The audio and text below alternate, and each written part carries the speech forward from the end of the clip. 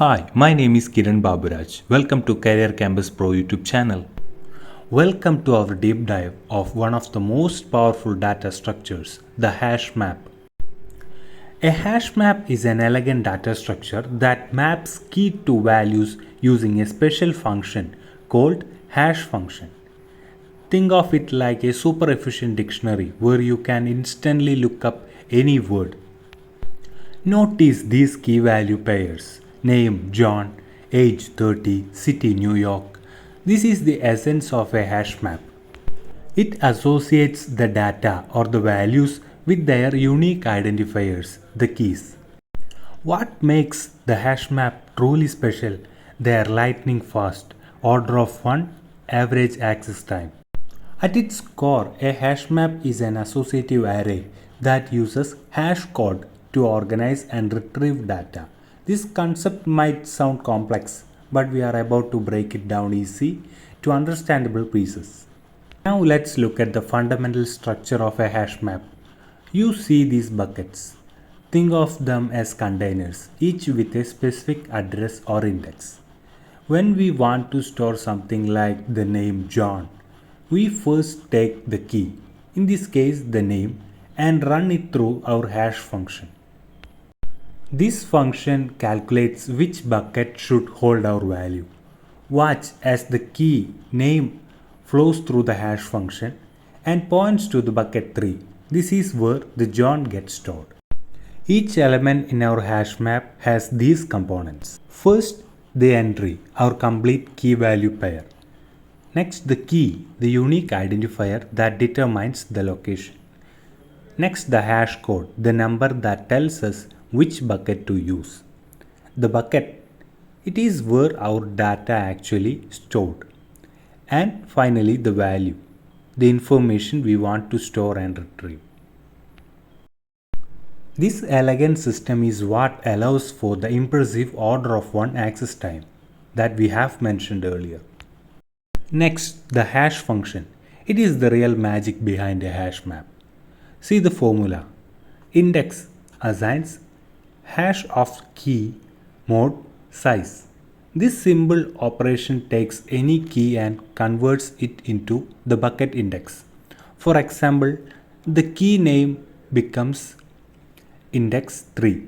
The age becomes index 1. City becomes index 6. A good hash function has 3 critical properties. It's deterministic. The same key always produces the same index. It distributes values uniformly across our buckets. And it computes quickly, keeping our operations efficient.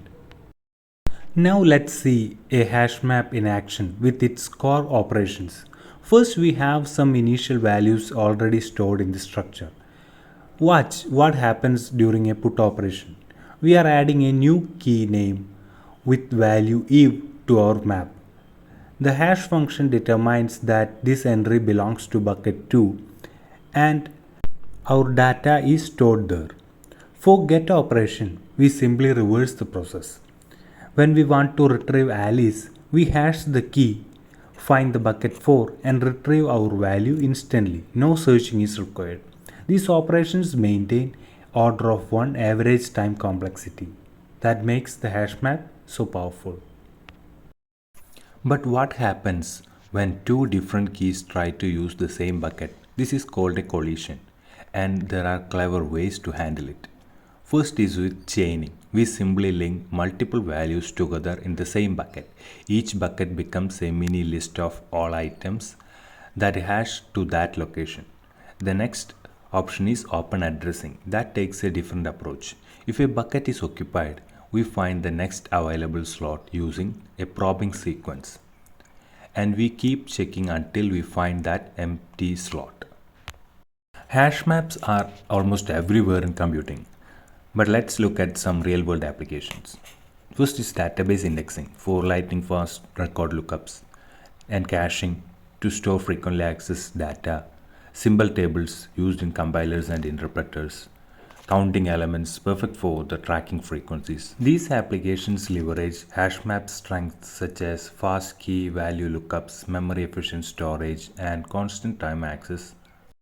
For all major operations such as put, get, remove, and contains, we achieve order of 1 average time complexity for the hash maps. That means whether you are looking for 100 items or 1 million items, the lookup time remains virtually constant. And though it's important that order of 1 performance assumes a well designed hash function and a proper collision handling when implemented correctly.